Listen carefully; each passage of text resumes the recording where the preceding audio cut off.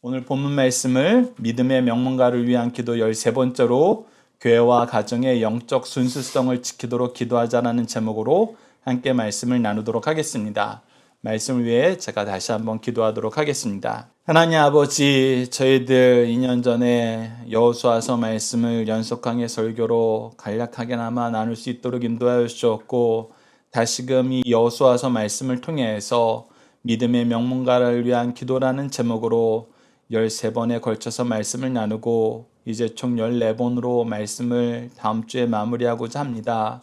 저희들 우선 하나님이 주신 은혜의 역사를 여호수아가 어떻게 설명하고 있는지 다시 한번 주목하여 볼 수 있도록 인도하여 주었고, 우리도 자녀들에게 여호수아처럼 하나님의 말씀의 교훈을 가르치며 기도의 용사로 양육할 수 있도록 저희들에게도 하나님의 영을, 성령을 허락하여 주셨고 은혜의 역사를 허락하여 주셔서 전하는 자나 듣는 자 모두가 이 말씀에 아멘으로 화답할 수 있도록 하나님 인도하여 주시옵소서. 함께 하실 믿사오며 예수님 이름으로 기도드리옵나이다. 아멘. 말씀에 들어가기 앞서 우리가 함께 묵상할 내용들 한번 확인해 보도록 하겠습니다. 첫 번째는 하나님이 주시는 승리를 기뻐하는 자들은 무엇의 최강자, 전문가가 되길 기뻐하나요? 두 번째는 하나님을 가까이 하는 삶을 최우선으로 하는 사람은 무엇을 우선으로 하나요? 세 번째는 하나님이 주신 승리를 경험한 사람들은 무엇을 가장 신중하나요? 이 내용이 우리가 첫 번째 단락에서 보는 승리하는 교회와 가문의 세 가지 특징을 얘기합니다. 그리고 마지막 네 번째 문제는 멸망하는 교회와 가문의 세 가지 특징은 무엇인가요? 라고 해서 이 두 번째 단락의 제목과 동일한 질문을 함으로써 여러분들이 멸망하는 교회와 가문의 세 가지 특징도 우리가 알고 있어야 돼요. 알고 이러한 일이 생기지 않도록 우리가 깨어 있어야 됩니다. 우선 오늘 본문 말씀을 통해서 승리하는 교회와 가문의 세 가지 특징을 우리가 좀 더 주의 깊게 살펴보도록 하겠습니다. 우선 오늘 본문 말씀의 중심축을 이루는 말씀이 9절에서 10절입니다. 우리 여호수아서 23장 9절에서 10절 말씀 함께 읽어보도록 하겠습니다. 시작. 이는 여호와께서 강대한 나라들을 너희 앞에서 쫓아내셨으므로 오늘까지 너희에게 맞선 자가 하나도 없었느니라.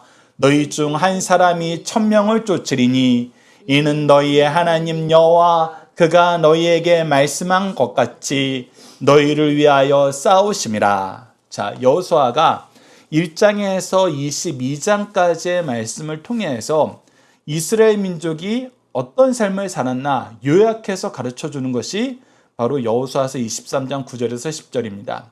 우선 하나님께서 이스라엘 민족에게 무엇을 보여주셨냐면 강대한 나라들도 이 이스라엘 백성 앞에서는 쫓겨났다. 하나님께서 이들을 쫓아내게 하셨다.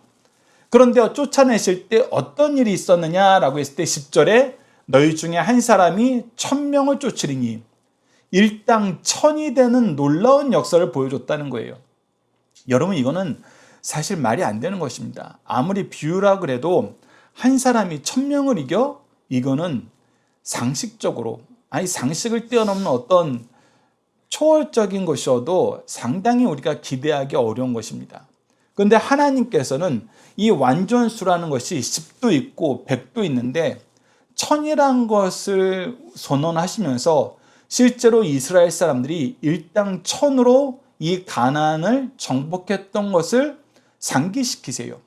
하나님이 이렇게 얘기했을 때, 야, 이스라엘 백성들이 하나님 좀 과장이 심하시네. 그 정도까지는 아니었죠.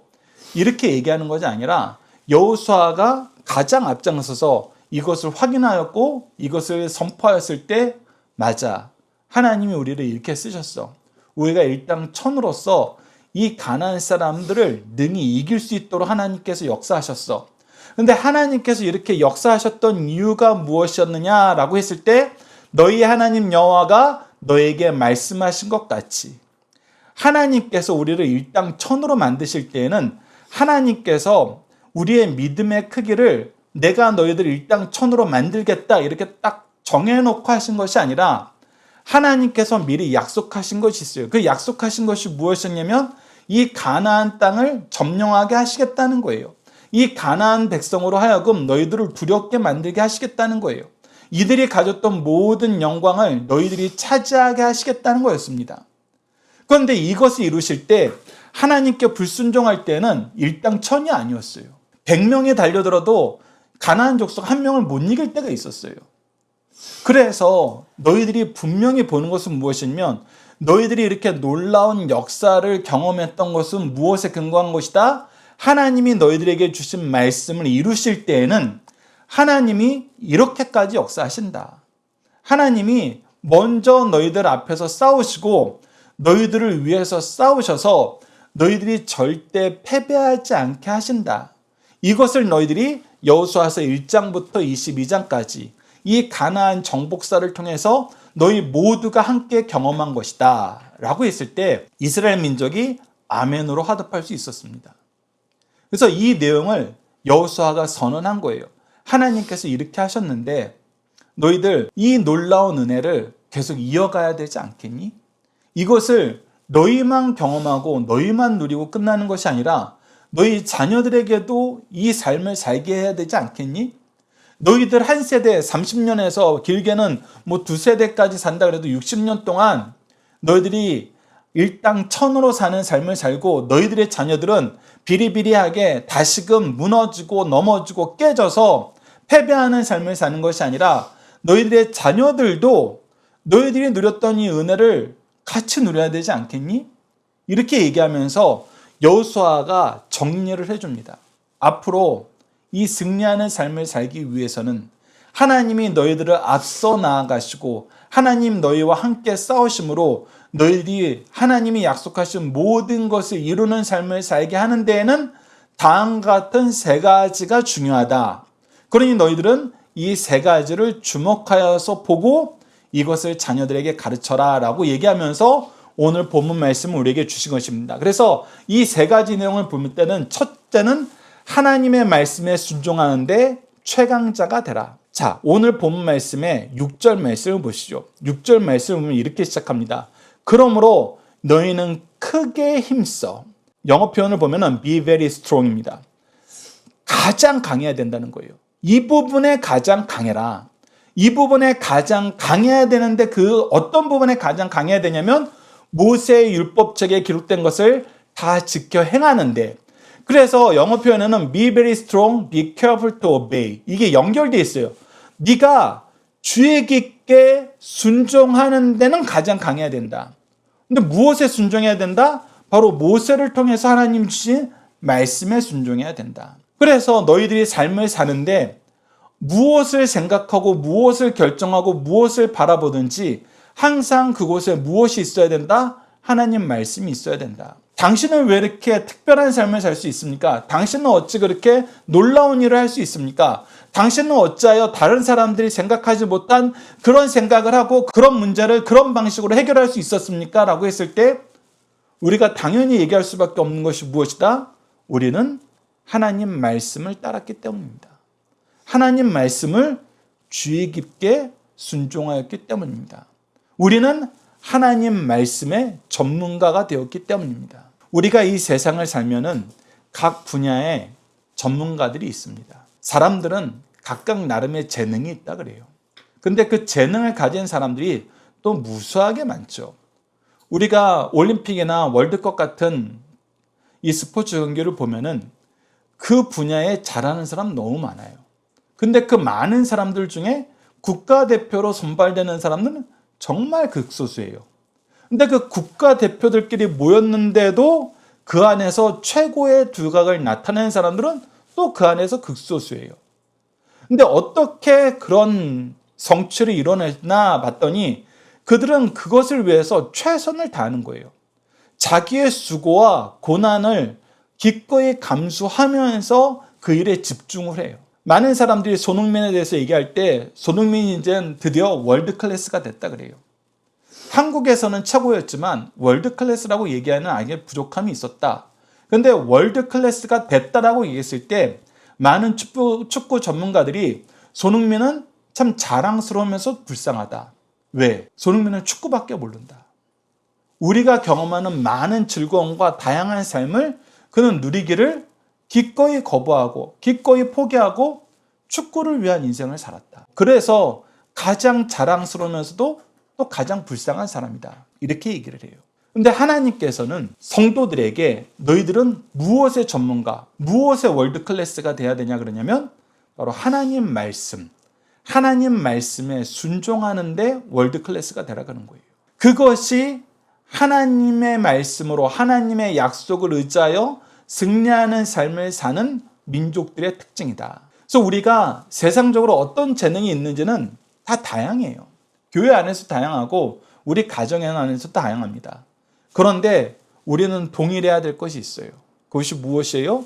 바로 말씀의 월드클래스가 되는 겁니다. 말씀으로 사는데 우리보다 더 많은, 더 강한, 더 전문적인 사람이 없다라고 얘기할 만큼 우리는 말씀으로 살아야 된다는 거예요. 그것이 여호수아가 이스라엘 민족에게 먼저 얘기한 겁니다. 그렇게 살게 하시려고 하나님께서 모세를 통해서 말씀을 주셨고 이 말씀을 계속 배우고 가르칠 수 있도록 부모와 영적 스승을 계속해서 공급해 주세요. 우리가 이스라엘 역사서부터 지금 현대까지 교회의 역사를 보면은 이 은혜의 역사가 멈춰진 적이, 제외된 적이 한 번도 없어요. 우리에게 은혜를 주실 때, 우리에게 승리를 주실 때 말씀이 없었던 적이 없어요.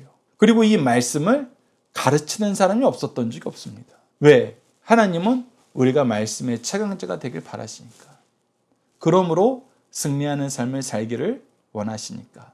이것을 여러분들 잘 기억해야 됩니다. 이것은 초대교회에서도 동일하게 나타났어요. 사도행전 5장 29절과 32절을 보면 사도들이 이렇게 얘기합니다. 베드로와 사도들이 대답하여 이르되 사람보다 하나님께 순종하는 것이 마땅하니라. 이 얘기를 어디에서 했어요? 하나님 말씀의 전문가라는, 지금 우리 본문 말씀을 하면 최강자라는, 가장 강한 사람들이라는 사내들인 공의 앞에서 이 얘기를 했어요. 그 얘기는 뭐예요? 그들이 말씀의 전문가라 그러지만 말씀으로 사는 일에 가장 강한 사람이라고 하지만 그들은 말씀으로 살지 않았어요.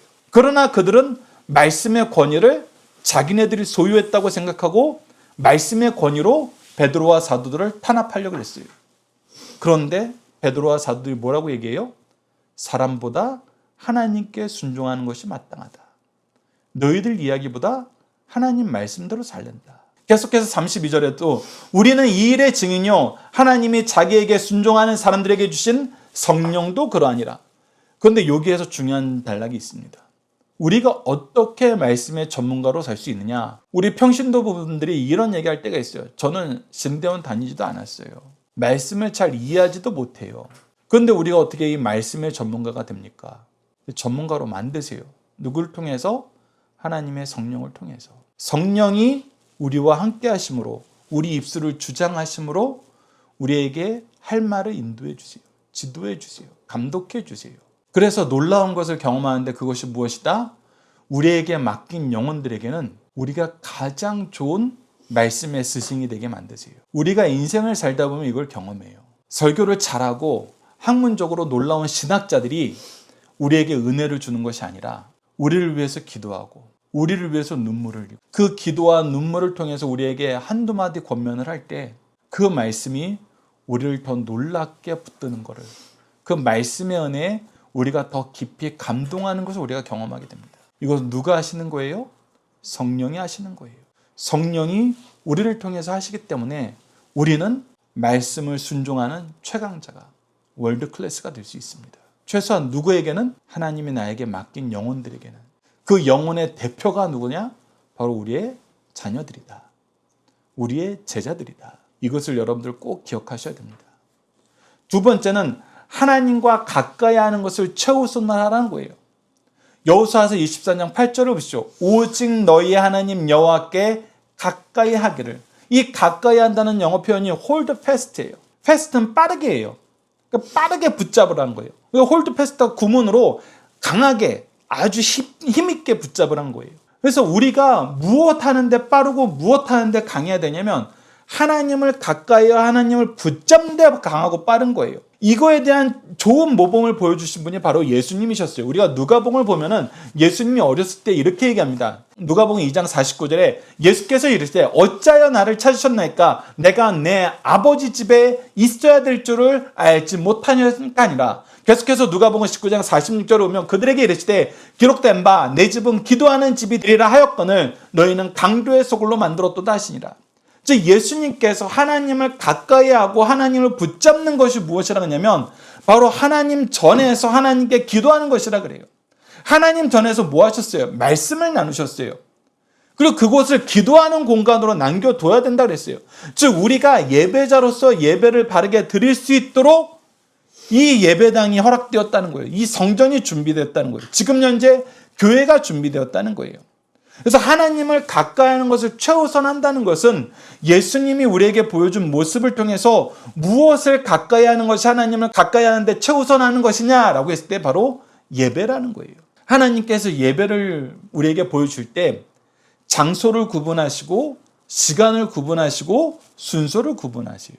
그리고 그곳에서 우리와 함께하여 주시겠다고 약속하셨고 그것이 솔로몬이 성전 낙헌식을 할 때 솔로몬의 기도를 통해서 요청된 것이었고 하나님께서 허락해 준 것이었고 우리가 다니엘서 말씀을 통해서 확인했던 것처럼 다니엘은 이 말씀에 근거하여 예루살렘을 향하여 창문을 열고 하루에 3번 기도했었어요. 구별된 장소와 구별된 순서와 구별된 시간을 지키는 것이 다니엘이 보여줬던 모습이었고 그것이 바로 예배였다는 거예요. 그것은 신약에서도 이어지면서 바로 교회가 예수 그리스도를 머리로 삼는 주님의 교회라는 것을 가르쳐주면서 주님의 피에 주님의 믿는 믿음 위에 이 교회를 세우심을 우리에게 가르쳐줌으로써 이 교회에서 드려지는 예배가 이 교회에서 드려지는 예수 그리스도의 복음이 우리에게 가장 중요한 것이라는 걸 계속 가르쳐주고 계세요. 그것이 바로 하나님과 동행하는 것임을 우리에게 가르쳐주고 계세요. 그래서 우리가 예배가 최우선되는 삶을 살았을 때 하나님과 가까이 하는 것을 최우선하는 삶을 사는 것과 동일하다는 것입니다. 물론 이 부분에 대해서도 우리가 주의해야 될 부분이 있어요. 이를 위해서는 먼저 된 사람들이 하나님께 부르심을 받은 사람들이 예배를 바르게 준비해야 돼요. 이 예배를 자기의 영광을 위한 수단이나 자기의 자랑을 위한 도구로 사용하면은 사람들이 예배 안에서 하나님을 만나기 너무 힘들어요. 오히려 예배를 준비하는 사람들이 하나님 만나는 걸 방해하는 거예요. 이 부분은 하나님께서 굉장히 크게 징계하시는 겁니다. 예수님께서 성전을 깨끗하게 하신 이유가 뭐예요? 너희들이 지금 하나님을 만나려는 자들의 이 만남을 방해하고 있다는 거예요. 이 부분은 우리가 오후 예배 때 내 부모를 공경하라는 이 10계명, 5계명 말씀을 통해서도 확인하게 됩니다. 그래서 전제는 먼저 된 사람들이 준비하는 사람들이 바르게 준비해야 돼요. 그랬을 때 이 예배는 하나님을 가까이 하는 가장 좋은 은혜의 통로가 된다는 것입니다. 그래서 첫 번째, 두 번째를 정리하면 하나님의 말씀의 월드클래스가 돼야 된다. 예배가 우리 삶의 최우선이 돼야 된다. 그랬을 때 우리의 삶은 무엇으로 나아가게 되냐? 자연스럽게 우리의 인생에 가장 신중히 할 일은 하나님을 사랑하는 것이다. 즉 경건한 삶이란 거예요. 여호수아서 23장 11절 우리 함께 읽어봅시다. 시작. 그러므로 스스로 조심하여 너희의 하나님 여호와를 사랑하라. 하나님을 사랑하는데 어떻게 사랑하냐면 be very careful to love. 계속해서 이 careful이 강조됩니다. 신중하게, 조심해서. 왜 그래요? 우리가 하나님을 사랑한다 그러면서도 말씀이 우리의 가장 최강이 되는 것이 아니고 예배가 우리의 가장 최우선이 되는 것이 아니고 내가 원하는 흥과 기분과 나의 영광이 최우선이 되는 예배를 만들면서 나 하나님 사랑해서 예배드려야 하는 경우가 있다는 거예요. 그래서 너희들이 하나님을 사랑한다 그랬을 때는 무엇을 토대로? 앞서 얘기한 것처럼 말씀을 토대로 예배를 통해서 하나님을 사랑해라. 이것이 무엇이다? 바로 구별된 삶을 사는 경건이다. 신중하게 하나님을 사랑하는 것이 바로 우리가 그리스도인으로서 올바른 삶의 태도이다. 신앙의 태도이다. 그것을 우리가 경건이라고 얘기할 수 있다는 것입니다. 그래서 승리하는 교회와 가문의 3가지 특징은 무엇이냐면 말씀의 월드클래스가 되라. 예배가 우선되는 삶을 살아라. 너희들의 삶에 경건해져야 된다. 이 세 가지를 우리에게 가르쳐 줍니다. 그런데 반대로 오늘 본문 말씀은 너희들이 이 은혜를 누렸는데 어떤 일이 생긴다? 너희들이 이 은혜에서 떠나는 일이 생기더라. 하나님은 너희들의 연약함을, 너희의 완악함을, 너희들의 악함을 미리 아셔서 이것을 미리 경고하고 있으니 너희들이 이 안으로 들어가면 안 된다. 이런 경우에 빠져서는 안 된다. 라고 얘기하시는 거예요. 그것이 바로 12절에서 16절입니다. 두 번째 단락은 멸망하는 교회와 가문의 세 가지 특징입니다. 멸망하는 교회와 가문의 세 가지 특징을 얘기할 때 가장 우리가 또 주목해서 봐야 될 구문이 여호수아서 23장 15절입니다. 여호수아서 23장 15절 우리 함께 읽어보도록 하겠습니다. 시작. 너희의 하나님 여호와께서 너희에게 말씀하신 모든 선한 말씀이 너희에게 임한 것 같이 여호와께서 모든 불길한 말씀도 너희에게 임하게 하사 너희의 하나님 여호와께서 너희에게 주신 이 아름다운 땅에서 너희를 멸절하기까지 하실 것이라. 네, 얘들아, 너희들 하나님의 은혜 안에서 그 말씀의 성취 안에서 너희들이 일당천이 되는 은혜까지 누렸지. 그리고 그 은혜를 위해서는 말씀의 전문가가 되고 예배를 최우선으로 하고 하나님 앞에 경건한 삶으로 하나님을 사랑해라 라고 얘기했는데 너희들 좋은 것만 듣지 말고 하나님께서 징계의 말씀을 하신 것도 주목해서 봐야 된다. 왜? 이 징계의 말씀으로 빠지는 경우가 너무나 많다. 실제로 이스라엘 민족은 이 징계의 말씀으로 빠져버렸어요. 그래서 우리에게 더더욱 이 부분에 대해서 강조해서 얘기해주고 있는 겁니다.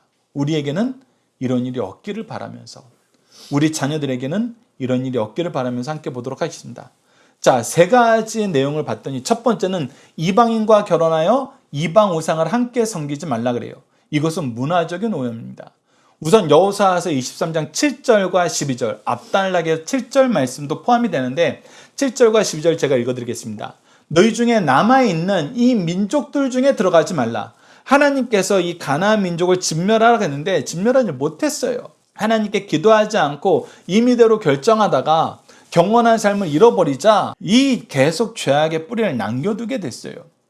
그랬는데 이 죄악의 뿌리들을 예배자로 바꾸고 그리고 나머지는 진멸하라 그랬는데 계속 그걸 다 못해요. 그랬더니 어떤 일이 생겨요? 이들에게 들어갑니다. 이들에게 들어가는 거 우리가 12절 말씀을 보면은 더불어 혼인하게 된다는 거예요. 더불어 혼인하게 되면 자연스럽게 어떤 일이 생기냐면 그들의 신들의 이름을 부르게 되고 그들의 신들을 가리켜 맹세하게 되고 또 그것들을 섬기면서 절하게 된다는 거예요. 왜? 우리가 사랑이라는 이름으로 평등이라는 이름으로 야 내가 너 하나님 섬기는 거 인정하면은 너도 내가 믿는 신 섬기는 거 인정해야지. 그게 사랑이지.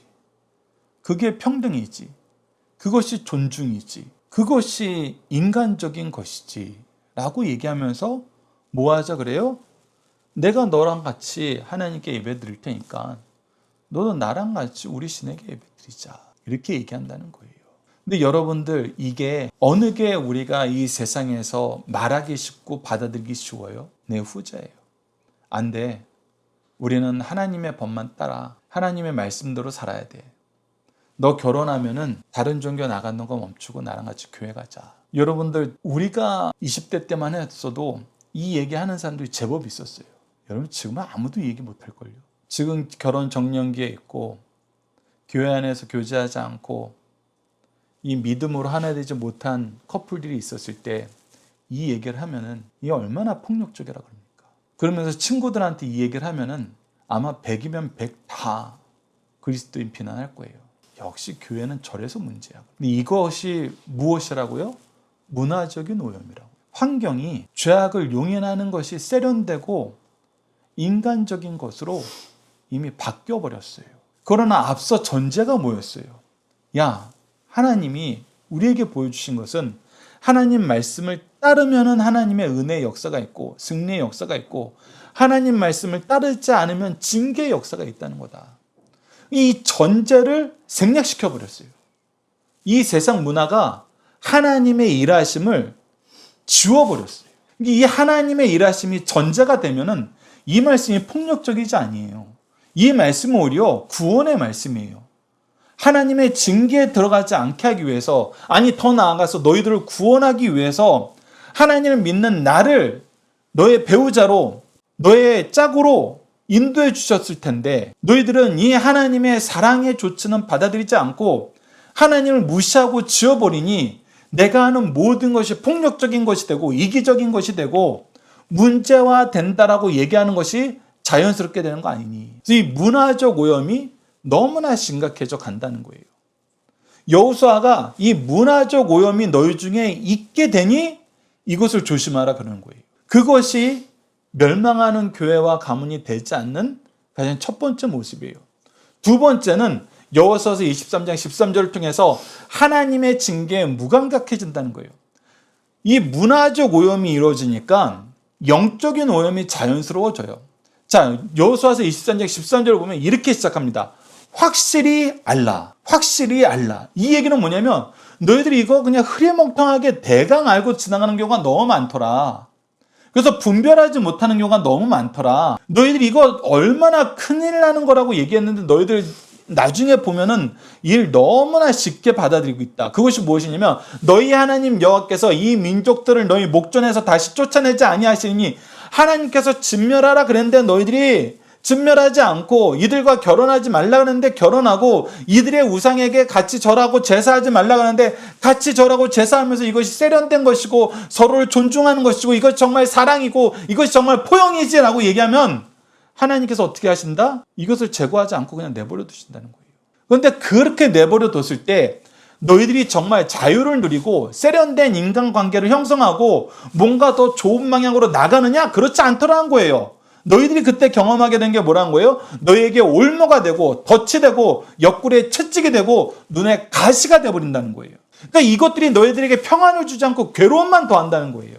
뭐예요? 하나님이 징계하시겠다는 거예요. 그 징계하는데 누구를 통해서? 너희들이 세련되게 인정하고 세련되게 받아들였던 그 이방 제사를 통해서, 이방 우상을 통해서 너희들이 오히려 고난을 당하게 된다는 거예요. 그런데도 불구하고 어떻게 해요? 그런가 보다 하고 넘어가는 거예요. 그런가 보다. 아니면은 이거 뭐 하나님이 징계하시는 게 아니라 이 시대의 상황이 우리가 좀 어려운 상황에 놓이게 됐네. 코로나 때문에 어려워지고 있네. 경제 위기 때문에 어려워지고 있네. 정치 때문에 어려워지고 있네. 이러면서 하나님의 징계라고 생각하지 않게 돼요. 이게 뭐예요? 바로 영적인 오염이에요. 이건 돌아보셔야 된다. 우리 혹시 이렇게 살고 있지 않나요? 교회가 어려워요. 우리 가정이 어려워요. 근데 왜 어려워졌다 그래요? 정치인들이 잘못해서, 경제인들이 잘못해서, 공무원들이 일 안 해서, 사기꾼들이 많아서, 도둑놈들이 많아서, 세상이 변해서 이 아이가 몰려와서 직업을 잃게 됐어요. 아니라는 거예요. 우리가 확실히 알아야 될 걸 확실히 알지 않고 확실히 지켜야 될 거를 확실히 지키지 않고 그랬을 때 하나님께서 징계하신다. 그랬을 때 무엇만 남다? 너희의 하나님 여호와께서 너에게 주신 이 아름다운 땅에서 멸하리라. 하나님께서 너무 안타깝게 얘기한 거예요. 너희들이 지금 기거하는 이 땅이 어떤 땅이니? 하나님이 약속하여 주셨던 약속의 땅 아니니? 이곳은 적과 꿀이 넘치던 땅 아니니? 그런데 지금은 어떻게 됐니? 지금 어떻게 돼가고 있니? 다 망해간다는 거예요. 이 세상의 특징이 뭐냐면 하나님께서 역사의 주인공으로 하나님의 형상으로 만든 사람이 타락을 하면은 자연까지 고생을 해요. 일이 얼마나 심각하게 일어나는지 우리가 봐야 돼요. 지금 이스라엘 가보면은 적과 꿀이 흘러요? 아니요, 없어요. 사막이에요, 사막. 하나님이 징계하는데 무감각해진다? 바로 영적 오염이라는 것입니다. 마지막 세 번째는 하나님 없는 삶에 익숙해져요. 이것은 뭐예요? 바로 영적 죽음이에요. 문화적으로 오염되면 영적으로 타락하게 되고 영적 죽음에 이르게 됩니다. 이것이 멸망하는 교회와 가문의 세 가지 특징이에요. 이 내용이 여호수아서 23장 16절에 나타납니다. 만일 너희가 너희 하나님 여호와께서 너에게 명령하신 언약을, 이 언약을 지켜야 되는데 반대로 어떻게 해요? 범하고 가서 다른 신들을 섬겨 그들에게 절하면 이제 이게 아무렇지도 않은 거예요. 우리 이거에 더 열심히 일하는 거예요. 하나님이 정해주신 시간과 장소와 순서 아무것도 아니란 거예요, 나한테. 그때 어떻게 된다? 여호와의 진노가 너에게 미치리니 너희에게 주신 아름다운 땅에서 너희가 속히 멸망하리라. 멸망하리라. 영적인 죽음밖에 남지 않는다는 거예요. 그래서 여러분들 기억합시다. 승리하는 교회와 가문의 세 가지 특징은 말씀의 월드클래스, 예배가 최우선되고 하나님을 바르게 사랑하는 주의 깊게 사랑하는 경건의 역사가 있어요. 이 세 가지가 있으면 우리 승리하는 삶을 살게 됩니다. 하나님의 복에서 떨어지지 않아요. 그런데 멸망하는 가문은 문화적인 타락을 아무렇지도 않게 생각해요. 문화적인 오염을 그냥 받아들입니다. 그것을 사랑이라는 이름으로, 세련됐다는 이름으로, 인간적이라는 이름으로 거침없이 받아들여요. 그러니 영적으로 오염되고 영적으로 죽는 일이 그냥 너무 평범한 삶이 되어버립니다. 더 안타까운 건 뭐예요? 이 모든 게 하나님의 징계인데 징계인 걸 깨닫지 못한다는 거예요. 징계인 걸 깨닫지 못하니까 뭐가 없어요? 회개가 없어요. 회개가 없으니 하나님의 은혜를 자꾸 거부하면서 살아요. 그러면서 나중에는 내가 이러려고 하나님 믿었나? 제대로 믿지도 않았으면서, 하나님의 말씀대로 살지 않았으면서, 그런 얘기를 하는 정말 어리석은 상태로, 악한 상태로 우리가 이 세상을 살게 된다는 것입니다. 우리 자녀들이 이렇게 살게 된다는 거예요. 그래서 여호수아가 강하게 다시 한번 정리해서 얘기해 줍니다. 너희들 하나님의 언약은 복의 언약도 징계의 언약도 다 이루어진다. 그러니 복의 언약은 너희들 삶 속에서 유지하고 징계의 언약은 너희들 삶 속에서 절대 일어나지 않도록 깨어서 기도해라. 깨어서 가르쳐라. 이 말씀을 오늘날 우리에게 주신 말씀으로 알고 우리도 승리하는 삶을 사는 믿음의 가문, 하나님이 주시는 승리하는 교회의 세 가지 특징을 유지하고 징계하는 세 가지 특징은 우리 삶 속에 그 모양이라도 사라지도록 우리가 함께 기도하고 경건의 훈련을, 말씀과 예배 훈련을 더해 나가는 우리 강성성경연구원교회 되었으면 합니다. 자녀들과 함께하는 기도 훈련 내용을 함께 기도하도록 하겠습니다. 우리를 백성 삼아 주시고 보호하심 속에서 승리하게 하시는 하나님, 우리의 승리를 위해 앞서 나아가 우리를 대신해 싸워주심을 감사합니다. 먼저 승리를 경험하게 하심으로 하나님의 사랑과 능력을 깨닫게 하시고 하나님께 순종하는 삶, 하나님과 동행하는 삶, 하나님을 사랑하는 삶을 살도록 인도해 주셨는데 말씀도 예배도 경건도 멀리함을 용서해 주소서.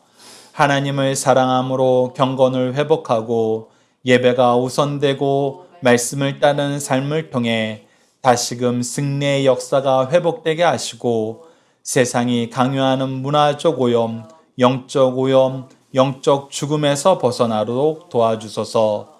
예수님 이름으로 기도드립니다. 아멘.